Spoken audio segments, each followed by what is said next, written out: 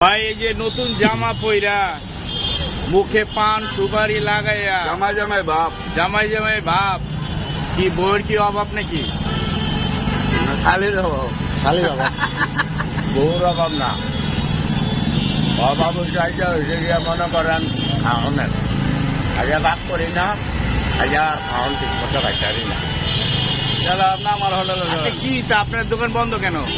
দোকান বন্ধ লাগছে ভিজে গেছে আর আবার পানি করে টাকা দিতে হইব গাড়িটা এই কারণে। আচ্ছা, শুনলাম আপনি নাকি বাংলাদেশ ছেড়ে বিদেশে চলে যাচ্ছেন। না উঠা কথা এ ভাই বিহু কামানো লেগে উঠে ওটা খারে আমি ওনার রাত হই না একটা ভিডিওতে দেখলাম আপনি পাসপোর্ট বানিয়ে দিয়েছেন। এটা মানতে পারে পাসপোর্ট বানানি এটা ভুয়া না? বোয়া বোয়া পাসপোর্ট যেমন আমার গাঁও, অনেক ভাই একটু বাটুরে কাম করে আমগুলোও করি হ্যাঁ গো আবার একটু মনে করেন চ্যানেল মেলা নাচে ইউটিউব চ্যানেল এরা মনে করেন এই কম্পিউটার বানিয়ে আইন না ভিডিও মিডিও করে নাচে ও আচ্ছা, তাহলে আপনি দেশেই থাকবেন, স্বদেশেই থাকবেন। আমি ভাই মাসে যদি 10 লাখ কেউ আমার দেয় আমি বুঝে যাবো না।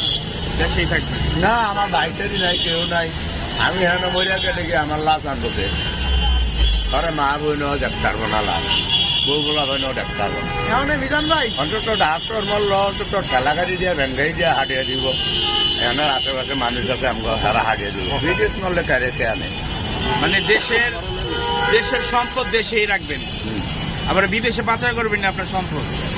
না আমার যে সম্পদ সেদিন তো আমি নিজেই গাইতারি না খায় মারছে বিদেশি ভাষা করুন করে আমার অর্ধেক সম্পত্তি মারছে যায় আমার গ্রাম আমার নরম হায়া মোটা ভাতিরা হাত জমলাইয়া মিললা ওই হারাই গাইতাছে যেমন আমার কোনো কথার দাম নাই আমগো আপনার এখন সারা বাংলাদেশে পরিচিত তাহলে আপনার টাকা বা খাইবে না প্রশাসন তো আপনারা দিনে প্রশাসনের ব্যবস্থা নেই এ ভাই জুমার নামাজ ঘরে কালি শুক্রবারে সপ্তাহে একদিন ডেলি তো আর হরে না জুমার নামাজ ডেলি হরে